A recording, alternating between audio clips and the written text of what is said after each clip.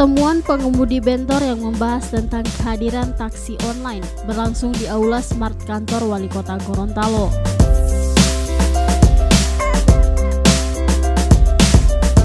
Kegiatan ini merupakan agenda kedua yang digelar pemerintah Kota Gorontalo untuk mencari solusi atas keberadaan layanan taksi berbasis aplikasi online yang saat ini masih mendapat penolakan dari para pengemudi bentor.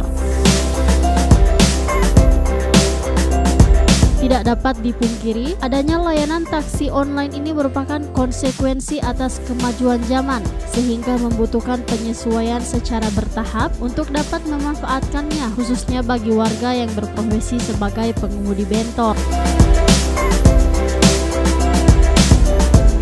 Untuk saat ini, Grab layanan taksi online yang telah beroperasi di Gorontalo diharapkan tidak melakukan perekrutan untuk layanan roda dan lebih mengutamakan alat transportasi bentor sebagai sarana transportasi kearifan lokal.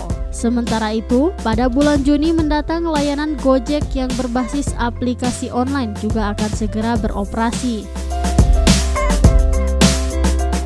Pemerintah kota kan tujuannya satu sesuai Undang-Undang 23 tahun 2014 tentang pemerintah daerah, yaitu bagaimana kita bisa melindungi warga kita. Mereka ini, para pengemudi bentor ini adalah warga kota Gorontalo yang perlu kita lindungi. Kita ketahui bersama bahwa banyak yang bertumpu juga kepada mereka. Mereka adalah tulang punggung keluarga juga. Nah, pada hari ini kami hadirkan juga dari kepolisian, dari provinsi, dinas provinsi, perhubungan kota, hadir juga dari TNI dan hadir juga dari lembaga bantuan hukum advokat, karena kita dalam memutuskan selalu harus ada keputusan bersama. Begitu juga dengan mereka para bentor.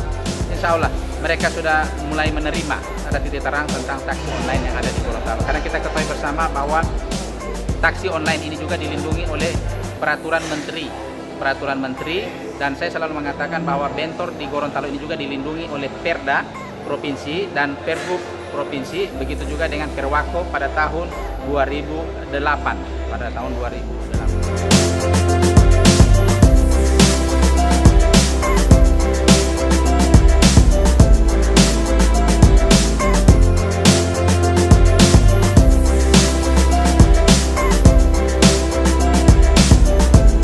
Tim Liputan Advertorial Mimosa TV.